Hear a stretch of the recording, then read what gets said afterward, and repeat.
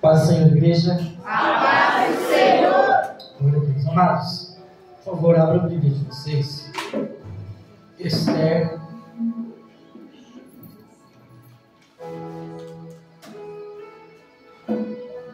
Livro de Esther, capítulo de número 4.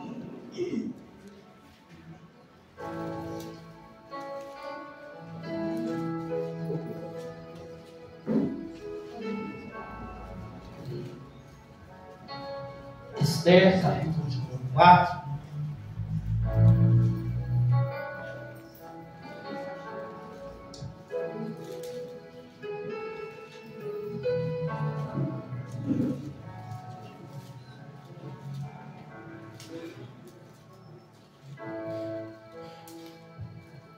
Todos encontraram? Amém.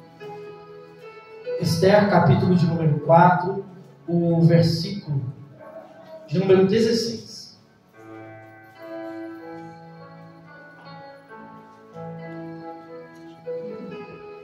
Vá reunir todos os judeus que estão em Suzã e jejuem em meu favor. Não comam, não bebam durante 3 dias e 3 noites. Eu e minhas criadas jejuaremos com vocês. Depois disso, irei ao rei, ainda que seja contra a lei. Se eu tiver que morrer, morrerei. Pode sentar. Todo mundo conhece a história da rainha Esther. Difícil você falar algo sobre ela que talvez você não conheça, não saiba a história. Só que eu gosto muito e eu preciso relatar aqui algumas coisas. E antes disso eu quero te perguntar, e você não precisa responder em voz alta. Responda para você. Que você entende e sabe qual é o seu propósito de estar na presença do Senhor. Não responda em voz alta, responda somente para você. Se você sabe qual é o motivo de você estar na presença de Deus, o motivo de você ter aceitado a Cristo, o motivo de você vir em todos os cultos, ou quase todos, mas de estar na igreja. Se você entende o propósito, se você entende o chamado que Deus ele pôs e ele derramou sobre a sua vida. Porque se você acredita que você não tem um chamado, desculpa, você está lendo a Bíblia errada, você está na igreja errada, você está servindo um Deus errado. Se você acha que você não tem propósito, eu repito, você está lendo a Bíblia errada, você está na igreja errada e você está servindo a um Deus errado. Agora, se você entende que você tem, mas talvez não saiba qual, talvez Deus possa falar com você.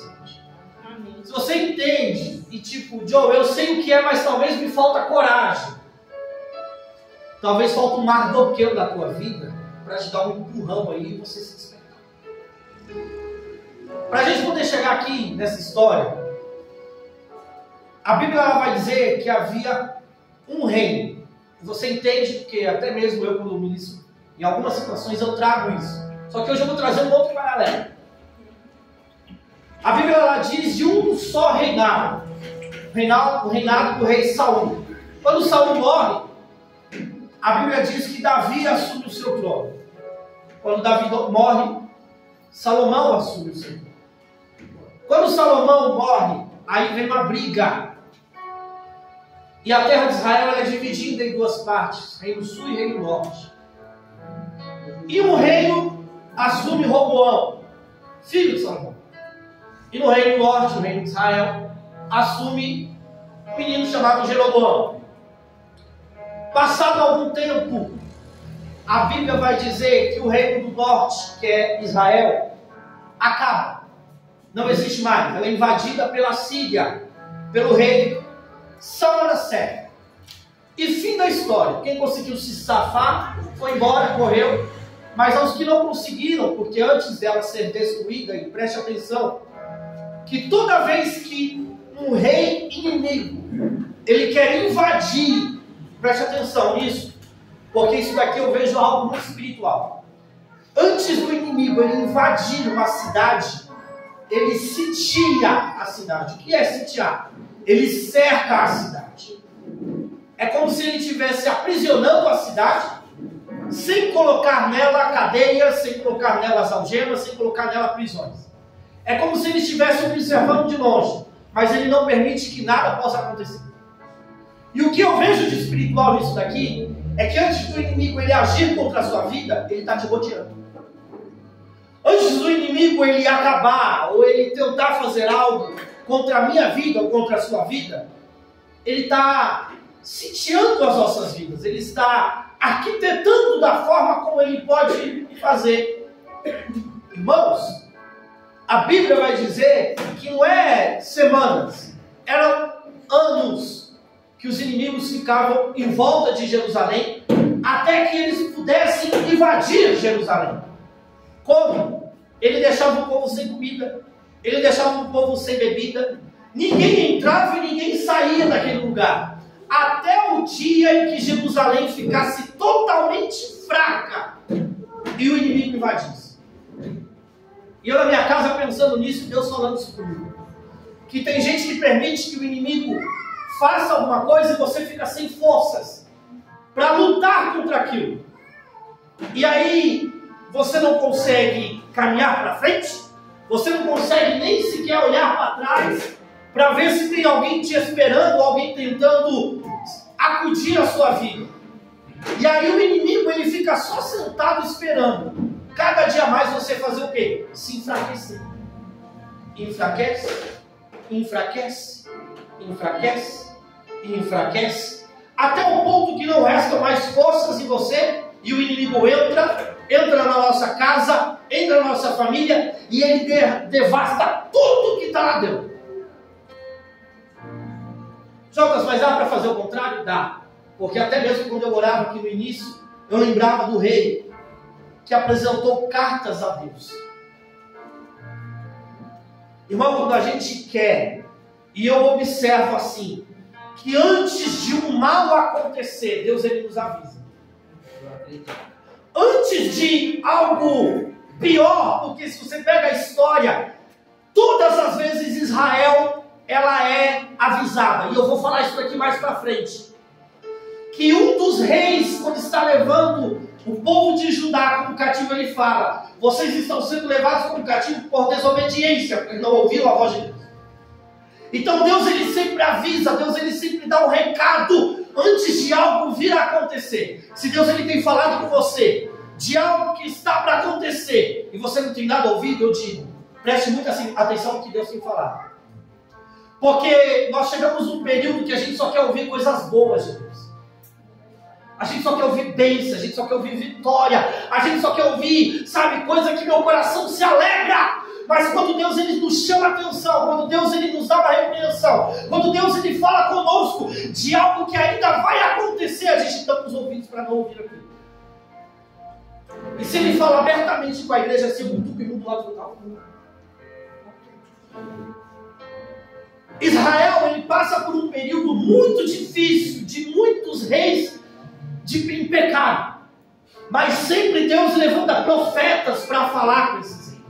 Você pega a história de Acabe, Jezabel, você pega a história dos profetas Elias e Eliseu, você pega a história de homens que nasceram na idolatria, mas eles sabiam que estavam errados, e Deus sempre levantava um profeta para falar: vocês estão em pecado, a mão vai pesar. Até que em 2 Reis, capítulo 17, a Bíblia diz que o rei da Síria, Salmaneser, desce contra Israel e fecha o cerco. Anos, 2, 3 anos, irmãos, sem fazer nada. Somente o exército cercando a cidade. Aí a Bíblia diz que o rei invade Israel, mata geral, leva alguns como escravos. E lá mesmo, ele coloca o seu povo, os assírios, lá dentro de Israel, dentro da Samaria, que era a capital de Israel. Ele coloca o seu povo lá, e alguns ele leva para a Síria como escravos. Então eles tomam posse daquele lugar. Mas Judá continua, Judá ainda está de pé. O período que Israel acaba é o período que o rei Ezequias, ele ainda é rei. Então, quando você pega a história de Ezequias para frente ainda tiveram 8 reis, mas Israel acabou. Mas foi falta de aviso? Não foi. A Assíria, essa que invade, para você ter uma ideia, é a mesma Assíria, ou a sua capital Nínive, aonde Deus manda Jonas. E Jonas anda lá 7 dias, quase a semana, e vai, e ele só fala 7 palavras, e vai para cá e vai para lá, e ele não quer que aquele povo seja salvo. Por quê? Porque era um povo muito cruel. A história vai dizer que na entrada da Assíria, essa Assíria, haviam crânios. Por quê? Porque tão cruel era aquele povo que ele matava todo mundo, e ele levava a cabeça do pessoal embora, a cabeça dos seus inimigos embora. Quando ele chegava na porta da cidade, eles colocavam, ia criando aquele monte de vinho. Quando Jonas chega lá, ele fala, não quero que esse povo seja salvo. E aí ele sobe lá na montanha, lá, fica lá só de olho lá, observando, esperando Deus fulminar. E aí Deus manda uma planta lá, uma árvore, a árvore cresce, cobre Jonas, e Jonas descansa debaixo daquela árvore, até que vem um bichinho, começa a comer tudo aquilo ali, e ele, você não tem misericórdia de mim? E Deus é engraçado, né? Você acha que eu vou ter misericórdia de você, de uma planta, mas você não tem misericórdia daquele povo? E aquele povo, todos eles aceitaram a Cristo. Ou melhor, eles entenderam que Deus, né, era o único Deus suficiente, o único Deus poderoso. Até o rei, fizeram um grande jejum e Deus teve misericórdia deles. E o tempo passa. E enquanto Israel é invadida, o reino de Judá, o reino de Jerusalém está de pé. E em casa estudando, não se assusta não, é um pequeno estudo só para a gente poder entender e chegar até a raiz dela. Tanto o reino do sul quanto o reino do norte tiveram 19 reis, após o reino ser dividido. Só que o reino de Israel, pela sua desobediência, viveu 200 anos. Então, de Jeroboão até Oséias, foi o último rei. 19 reis, 200 anos. O reino de Judá, de Roboão até Zedequias, 19 reis, 400 anos. Irmãos, é a mesma quantidade de reis, em tempos diferentes. Quem não ouve a voz de Deus, e o povo de Israel é um povo muito desobediente, quem não ouve a voz de Deus, tende a viver menos. Jonas, e quem ouve, morre cedo. Eu estou falando no espiritual. Porque dentro de Judá teve reis ruins também. Pega a história de Manassés. Foi um rei péssimo. Mas o fim da história dele, ele se volta para Deus.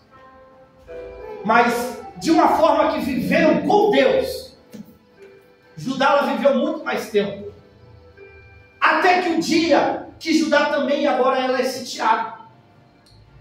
E Israel, a Bíblia vai dizer que Nabucodonosor agora se levanta como monarca, como grande rei da Babilônia, e ele começa a conquistar cidades ou países menores, até que um dia ele chega lá em Jerusalém.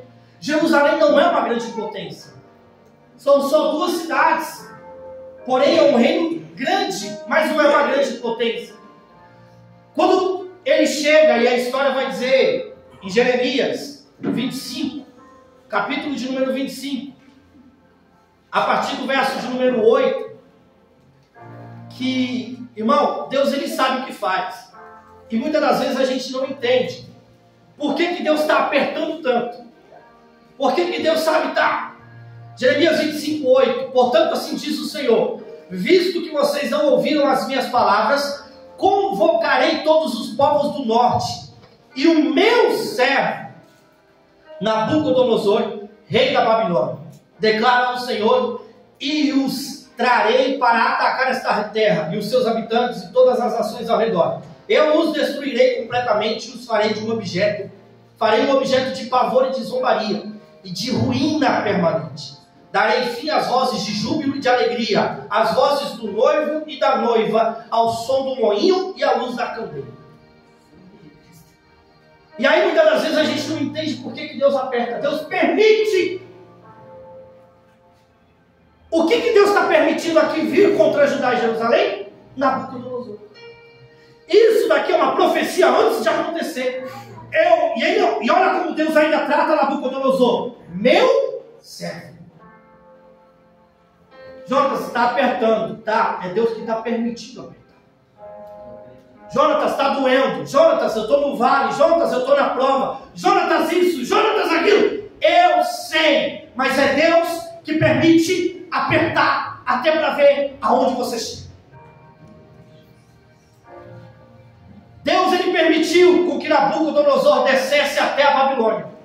Deus permitiu com que Nabucodonosor descesse até Jerusalém com a Babilônia. E aí, irmãos, para a gente correr aqui, eu escrevi assim, ó, com um fim trágico. A Bíblia mostra que Jerusalém é invadida e levada cativo pela Babilônia. A mesma forma como aconteceu em Israel, 200 anos depois, acontece agora em Judá.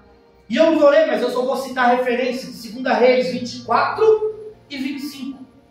Você pega o texto, você vai ver os últimos 3 reis de Jerusalém. E é um período que Jerusalém também é sitiada. É um período que também Jerusalém agora é cercada por Nabucodonosor. E Nabucodonosor ele só espera. Olha as estratégias do inimigo.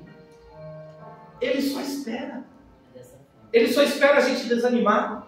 Ele só espera a gente entristecer. Ele só espera a gente se afastar de Deus, porque o que está acontecendo e Deus está pesando a mão e eu não estou entendendo nada. Ele só espera até a hora que ele possa fazer alguma coisa. Por isso eu quero dizer para mim e para você nessa noite. Quando coisas como essa, sabe, de desânimo que pega mesmo, de tristeza, de por que não está acontecendo. Irmão, eu não lembro se foi quarta-feira passada, que dia que foi, mas alguém falou que são pequenas brechas que a gente abre. Fecha essa brecha. Tampa essa brecha. Porque o diabo ele só está esperando essa pequena brecha virar uma janela, vai virar uma porta, e quando você espera, não tem mais muro que possa te defender. E ele entra aqui, ó, e faz arruaça. E aí a gente não entende o porquê que aconteceu isso. Deus ele permitiu? Ele permite. Mas ele permitiu, mas ele vem avisando, ele vem falando, ele vem dando alerta. E a gente não entende. Agora Judá ela é invadida. E um fato histórico que eu particularmente gosto, que eu quero passar para vocês, é que alguns personagens começam a retratar essa invasão. Se você pegar o livro de Daniel, o primeiro capítulo, primeiro versículo do livro de Daniel, ele vai falar a respeito disso. Alguém achou aí, Daniel? O meu fugiu. Daniel capítulo 1.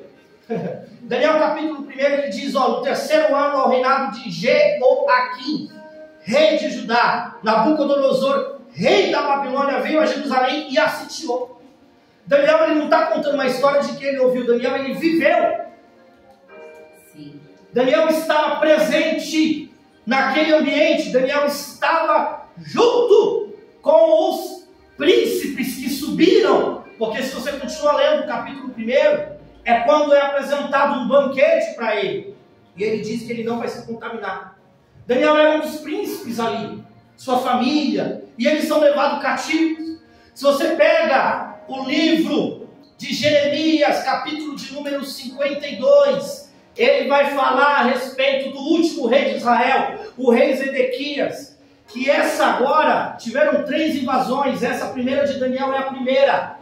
Eu pulei a segunda, mas a terceira é essa de Zedequias, quando Nabucodonosor invade de novo Jerusalém, e agora ele pega Zedequias, o rei, pega os filhos de Zedequias, corta a cabeça dos meninos na frente do rei, chega no rei, fura os olhos do rei, uma humilhação perante todo o povo. E aí o que ele faz? Ele entra no templo, saca tudo que está ali dentro, destrói o templo e leva Zedequias e o povo como cativo para Babilônia.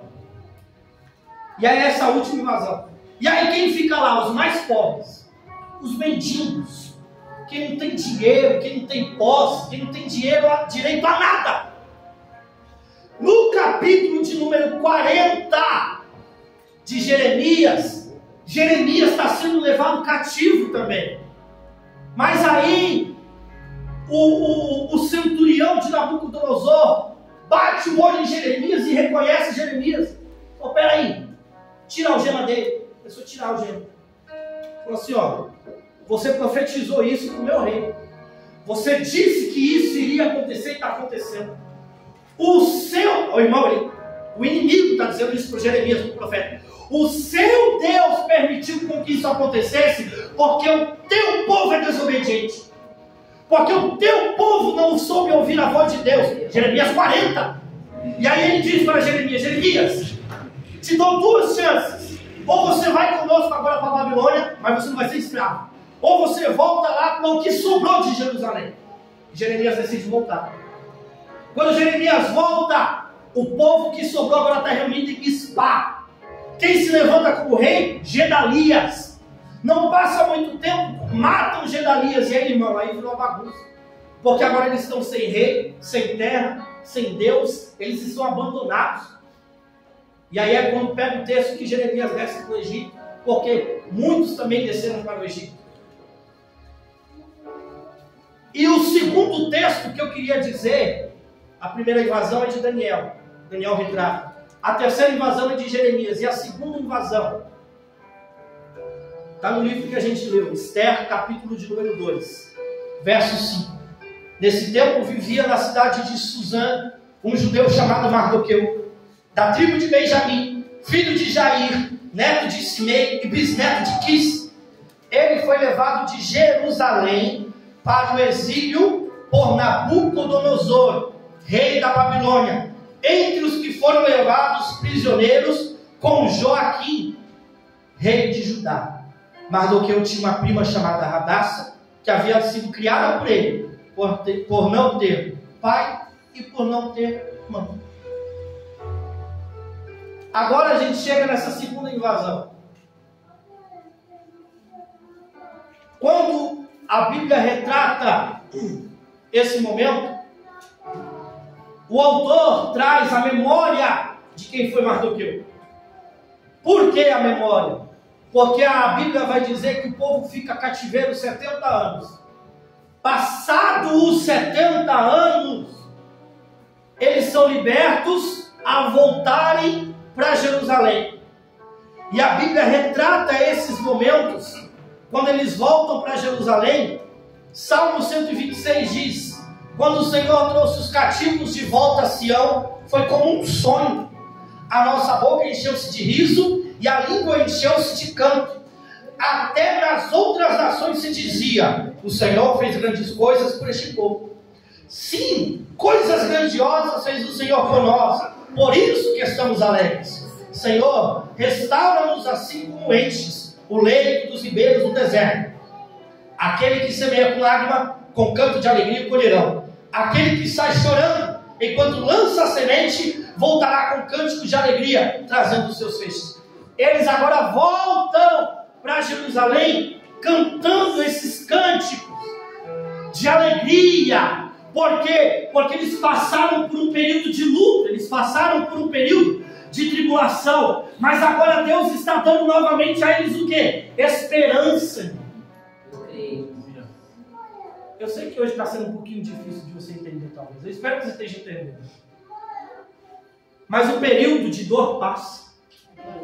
O período de luta passa. O que eu quero dizer para você é que começa a preparar cânticos da tua boca, porque chegarão dias em que você vai se levantar do dia, pela manhã, e você vai se lembrar do que se passou, porque a dor agora não te fere mais. A tristeza já não bate mais a porta da tua família. Por quê? Porque os dias de luta já se foram. Tem um período que a gente passa assim, irmão, de luta, de prova, e parece que nunca acaba. Só que tem gente que se acostuma. Por quê? Porque acabou a prova e o crente está com a mesma cara. Eu sei que a nossa vida é assim, de luta em luta, prova em prova, é normal. Só que tem dias em que seja 2 dias, nem que seja uma semana. Tem um respiro, irmão. É verdade. Tem, sabe? Acabou. Mas você já vai se preparando que vai chegando outro. Mas a cara que o crente fica, parece que ele está num contínuo. Acabou, mas parece que não acabou. Terminou, mas parece que não terminou. Aqui no texto ele diz que aquele que semeia com lágrima vai colher com alegria. Aleluia. Está chorando hoje? Por que você está chorando? Qual é a prova? O que está fazendo você chorar hoje? Relaxe. Vai ter um dia que você vai colher sorrindo. Você está chorando por uma causa? Você está chorando por alguém? Você está chorando por pessoas? Calma, vai ter um dia que você vai sorrir com tudo isso e você vai se lembrar do dia do choro, mas Deus vai trazer alegria para a tua vida.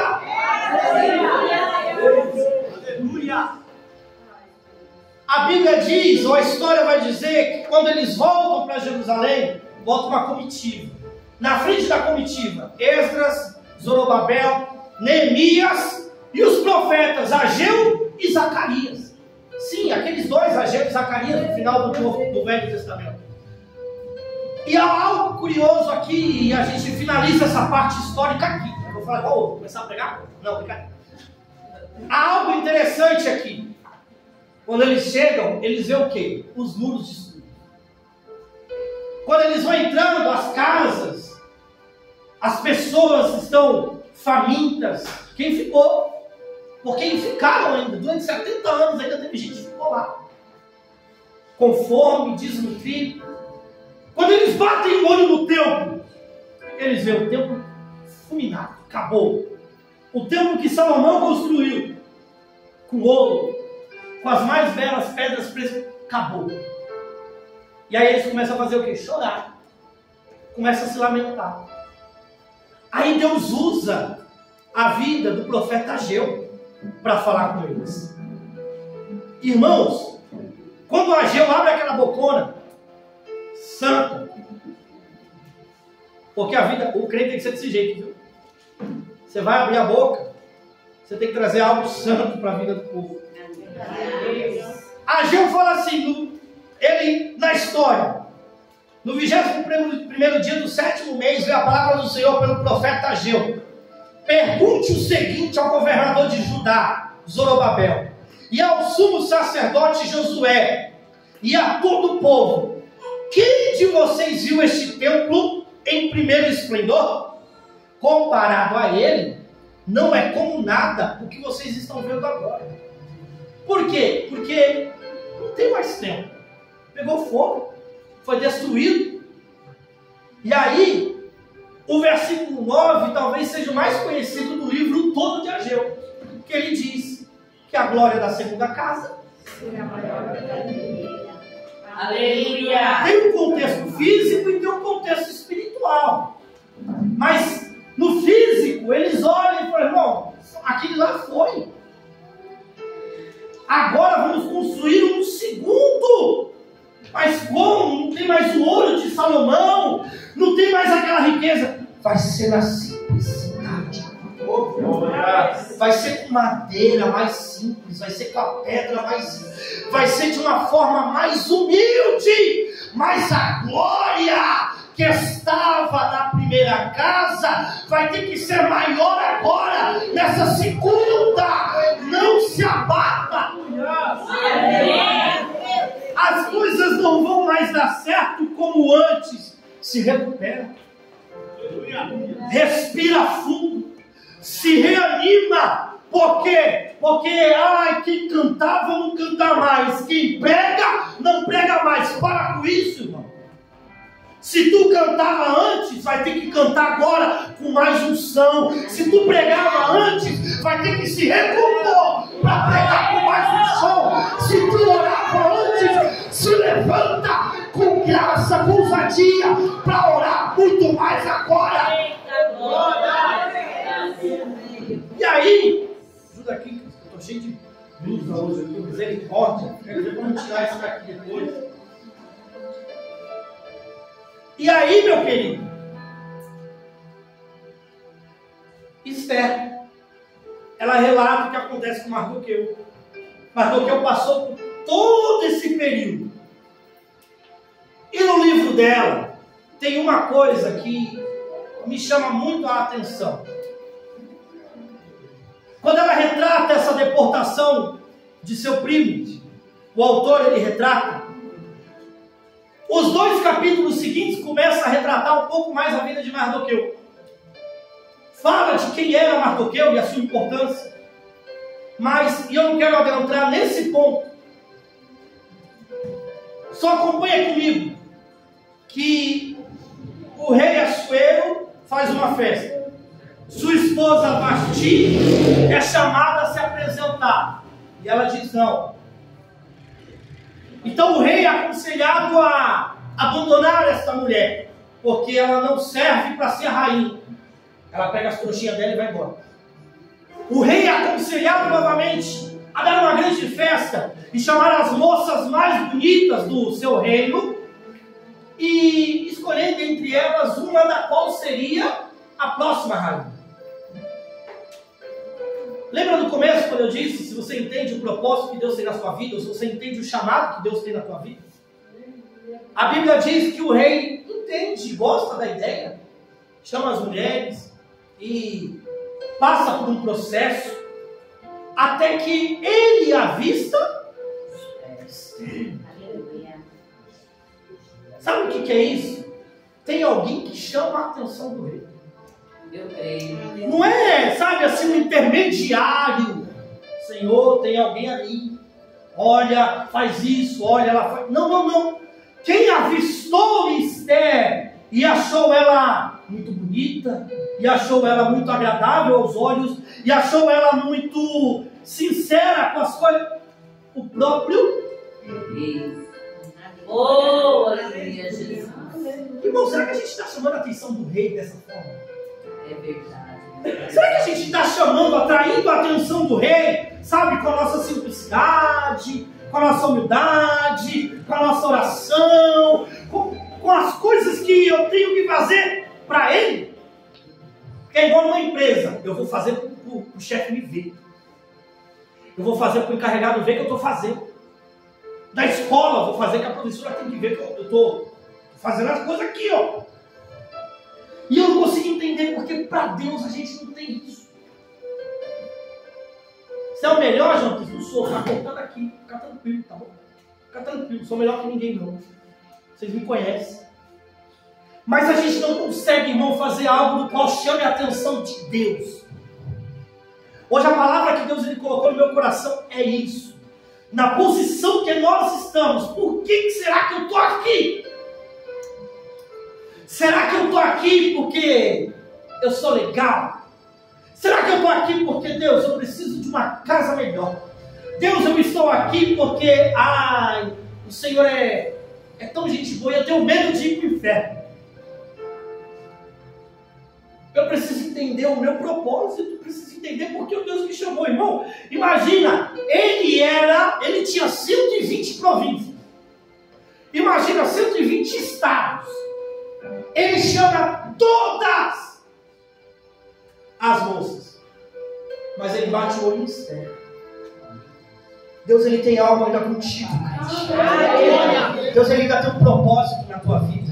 Você pode pensar que ele me abandonou, ele te esqueceu. Não, ele não te abandonou e ele não te esqueceu. Ele ainda está te observando.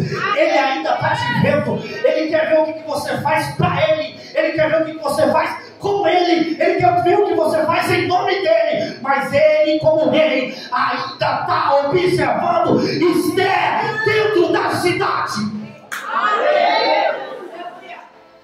O tempo passa e Esther vira rainha. Olha que coisa linda, irmão. Como que uma menina descendente de judeus, prima de um cara que foi expulso da sua própria cidade, se torna rainha agora de Suzã? O tempo passa, aí vem Mardoqueu, ele descobre uma traição contra o rei, porque queriam matá-lo. Isso chega aos ouvidos do rei, e aí vem toda aquela história do Mardoqueu em cima do cavalo, Amã andando com ele, aquela coisa bonita na cidade. Não vou entrar nesse ponto não, porque vai ter virado outro dia, agora não, calma aí. Mas Mardoqueu, ele é um homem espiritual. Mardoqueu, ele é sensível às coisas espirituais. E no capítulo de número 3 e capítulo de número 4, a Bíblia vai apresentar Amã. E esse Amã, ele é descendente de Agag. E é um homem muito mau, um homem muito perverso. Porém, Amã odeia Mardoqueu. Irmão, posso te dizer um negócio? Coisa doida é alguém que odeia crente. E quando eu digo alguém, eu digo pessoas. Entendo. Ai, não. Vou me ligar agora, irmão. Não estou dizendo pessoas. Eu estou dizendo aquele. Eu odeio. Sabe quando o diabo tenta contra a tua vida? E quem é que nunca viu isso? Alguém se manifestando e a pessoa sendo usada porque já falando, eu odeio a vida dela, eu odeio ela, eu odeio a família dela. Agag, ou melhor, Amã odeia Mardoqueu. E a Bíblia diz que ele constrói uma forca com mais de 20 metros no quintal da casa dele para matar Mardoqueu. E os amigos de Amã descobrem que Mardoqueu é judeu. Ou vão fazer um decreto e passar para o rei. E eles chegam no rei e falam, rei, tem um povo muito ruim, um povo muito perverso, que eles não respeitam, não te adoram, e dizem ainda que adoram outro Deus, e não pagam, perdão, e eles não fazem o que é correto. A gente precisa acabar com esse povo. O rei tira o anel dele, fala assim, ó, faz o que você quiser. E Amã pega aquelas cartas, e assina as cartas, e manda para todas as províncias. Quando Mardoqueu descobre que esse povo se trata dos judeus, a Bíblia diz que ele se veste de roupa de saco, vai para a porta do templo, e quando ele vai para a porta do templo, ele rasga suas vestes e começa a clamar a Deus no meio da rua. E o povo começa a achar que Amã está maluco, ou melhor, que Mardoqueu está ficando doido. Por quê? Porque eles estão agora em Suzã, mas eles estão tranquilos. Mas Mardoqueu sabe a origem, sabe de onde veio, sabe de onde Deus tirou ele. E Mardoqueu senta na porta do palácio. Quando Mardoqueu senta na porta do palácio, os eunucos, os que trabalham no palácio, reconhecem Mardoqueu. E vão até Mardoqueu e questionam. Mardoqueu, o que está acontecendo? Ele diz, o rei assinou um decreto, da qual o decreto permite com que o meu povo seja destruído. Avisem a rainha. Os eunucos sobem para a rainha e dizem para ela, teu primo está lá na porta, lá, chorando, gritando, não vai entrar, porque não pode entrar com aquela roupa.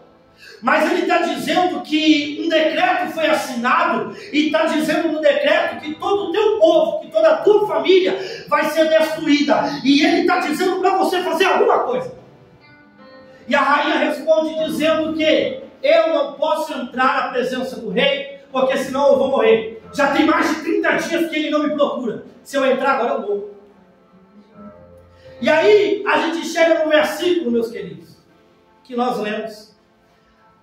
Mardoqueu recebe a resposta e manda dizer, não pense que pelo fato de estar no palácio, você vai ser a única entre os judeus que vai escapar. Pois se você ficar calada nesta hora, socorro e livramento surgirão de outra parte para os judeus. Mas você e a família do teu pai morrerão. Quem sabe não foi por este momento como este que você chegou à posição de rainha. Jonas, o que você quer dizer? E eu explico, e deixa eu beber uma água. Ela manda a notícia, eu não posso fazer nada. Não tenho o que fazer. Eu estou na casa do rei. Agora eu sou rainha. Vocês que se viram. Mas Mardoqueu é o que, diz Esther? Em outras palavras, abrange isso daí. Mardoqueu é o que? Família. Mardoqueu, quando escuta, eu sendo Mardoqueu, eu falar: menina, larga de ser boba. Tu acha que você chegou nessa posição porque o rei achou você bonitinha?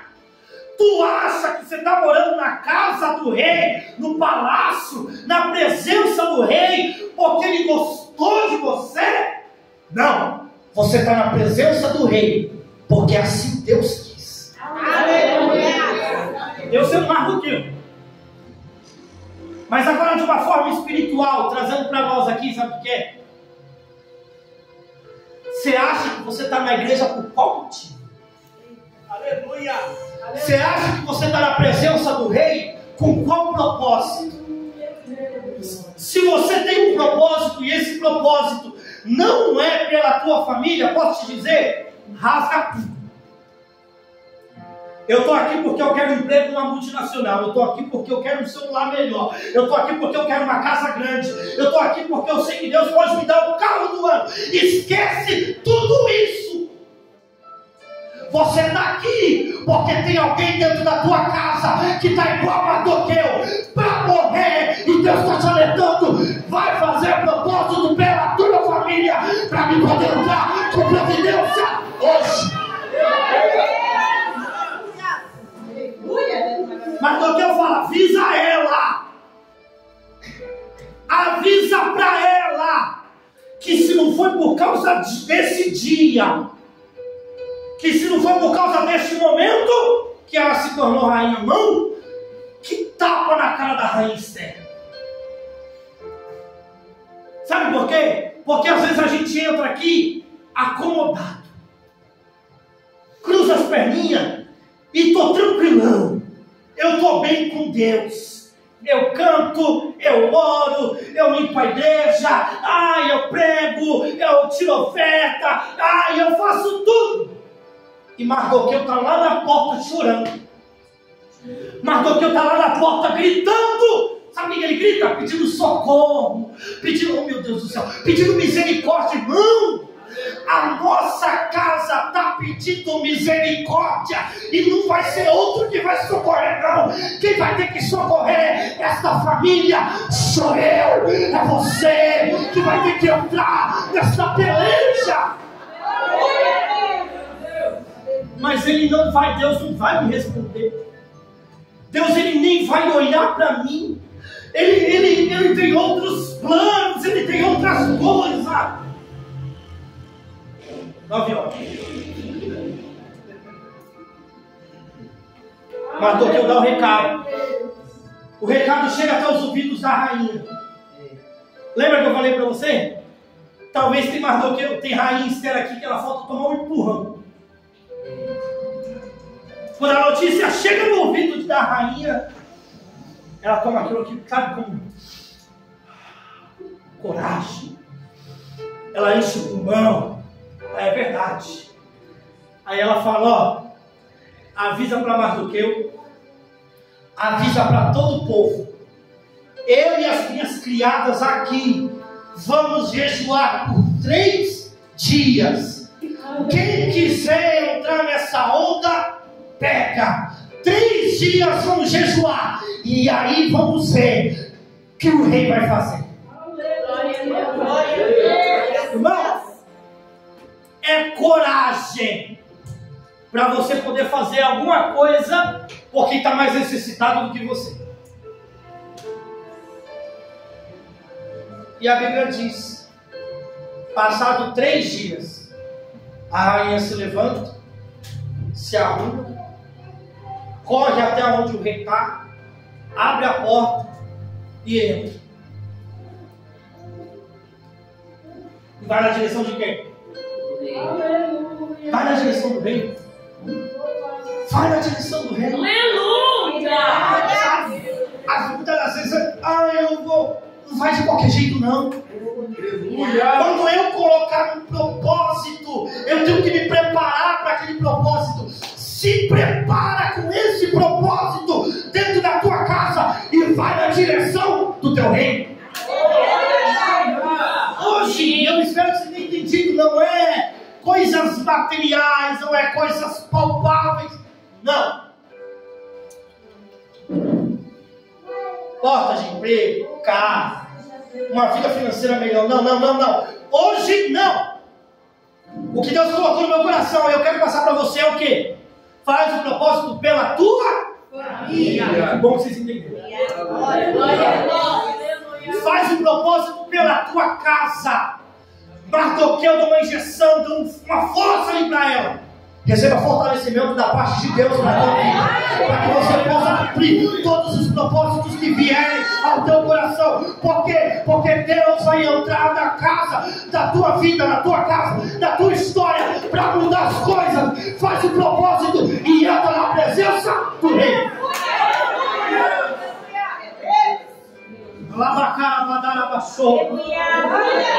E a rainha entra. Quando ela entra, o rei pede-lhe o que quiser. Aleluia. E aí, irmão, a gente é pego nessa daí. Pede-me o que quiser. Diz aí, opa, o que eu quiser? Os olhos até brilham.